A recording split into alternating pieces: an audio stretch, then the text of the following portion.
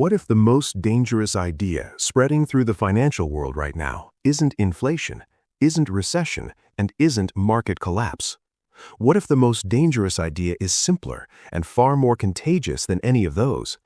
It's the idea that none of it matters anymore, that saving is pointless, that investing is a game rigged for someone else, that working hard, following the rules, and trusting the system is the surest path to being left behind.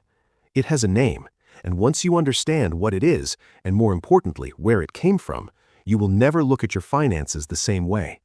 Welcome to the financial system. Control the money, control the history.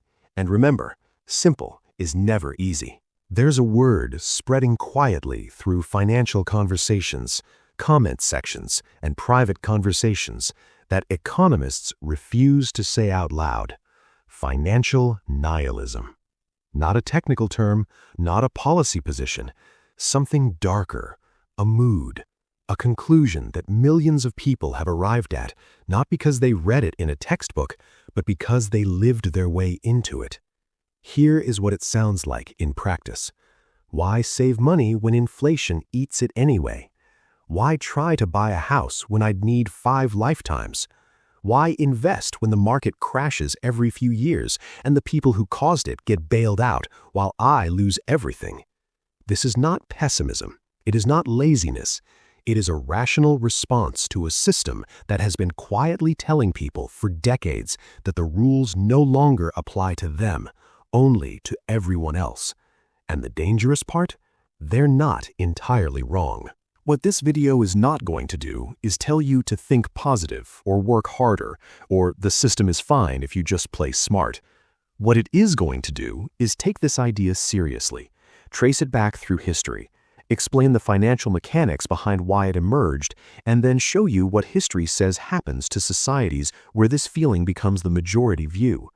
Because this has happened before. It did not end well. And understanding exactly why, that is the only form of real financial protection left. To understand financial nihilism, you have to understand the specific kind of betrayal that produces it. It doesn't come from poverty alone. Societies have endured extreme poverty for centuries without losing faith in the idea that effort leads somewhere. It comes from a more precise experience, playing by the rules and watching the rules change. Consider what the financial contract once was for an ordinary person in America or Britain or most of the developed world.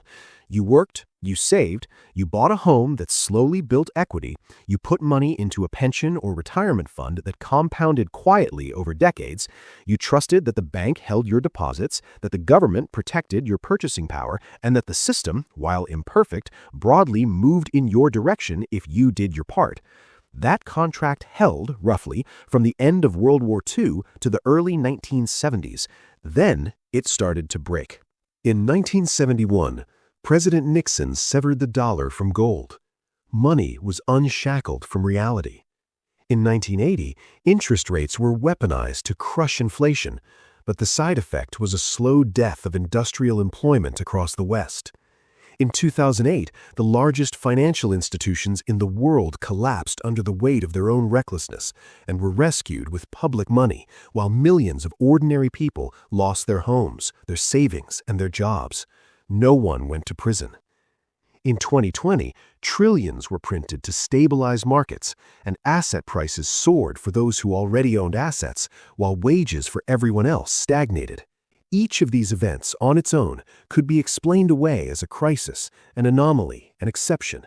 But taken together, they told a coherent story. The story wasn't written in press releases. It was written in spreadsheets, in housing prices, in savings accounts, in the widening gap between what was promised and what was delivered. And a generation read that story very carefully. Now here is the part that most financial commentary gets completely wrong. Financial nihilism is not a new emotion. It is a symptom with a very long medical history. And every time it has appeared before, in ancient Rome, in Weimar Germany, in 1990s Japan, in Lebanon just 4 years ago, it followed the same script. Not the nihilism of despair, the nihilism of rational disengagement. When people stop believing the system works for them, they don't fight it immediately, they drift away from it. They stop saving in the currency. They move to hard assets, barter, gold, or whatever the current equivalent of something the government cannot print happens to be. They stop contributing to pension systems they no longer believe will pay out. They stop participating in civic financial life, voting, trusting institutions, accepting the social contract because the contract was broken first, not by them. And here is what history shows happens next. In 3rd century Rome, ordinary citizens watched the silver denarius stripped of its value, coin by coin, over the course of decades. Farmers stopped accepting it. Merchants demanded barter. Tax collection collapsed because the thing collected was worthless. Trade networks fractured. The army demanded real goods instead of debased pay. The empire did not fall because of the barbarians. It fell because its people had already left the building, financially, spiritually, institutionally. Financial nihilism wasn't a reaction to Rome's collapse. It was the mechanism of the collapse. Fast forward to Weimar Germany in the 1920s. After the war, after the reparations, after the hyperinflation that made a loaf of bread cost billions of marks, Germans did not simply become pessimistic. They became nihilistic in the most dangerous sense. They stopped believing in the financial system, the political system, and the moral framework that underpinned both. That vacuum was not left empty. It was filled. And what filled it was not wisdom, not reform, not a better system. It was extremism dressed as strength, promising that if the old rules were broken, perhaps new, harsher rules would finally make things fair. The financial conditions of the 1920s did not cause what followed in the 1930s, but they created the soil in which it grew. Here is the uncomfortable truth that nobody in finance wants to say out loud. Financial nihilism is not irrational. In fact, for a large portion of the population right now, it is the most accurate description of their actual situation. A 25-year-old in a major Western city today would need to save, at the median income, for well over a decade just to afford a down payment on an average home. If they saved every dollar of discretionary income, every single one. Student debt is not a personal failure.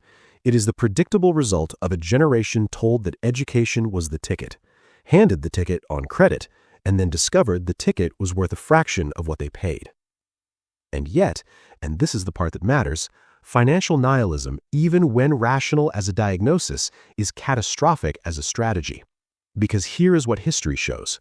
When enough people disengage from the financial system, they do not destroy it, they hand it to someone else. Every time in history that a population gave up on the financial system, through cynicism, through despair, through rational resignation, the system did not collapse. It consolidated. The assets left behind by those who stopped believing were absorbed by those who kept playing. The houses abandoned in distress were bought at fire sale prices by those with liquidity.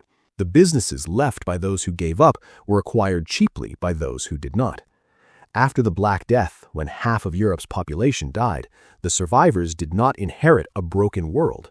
They inherited a world full of land, opportunity, and leverage because they were still in the game. After 2008, the people who understood what was happening bought real assets while millions were foreclosed, not because they were morally superior, because they did not disengage. Financial nihilism feels like a protest, but in practice it functions as a transfer of wealth, of power, of agency, from the many who stopped believing to the few who never stopped playing. So what is the real lesson here? It is not trust the system. The system has earned significant distrust, and history backs that up completely.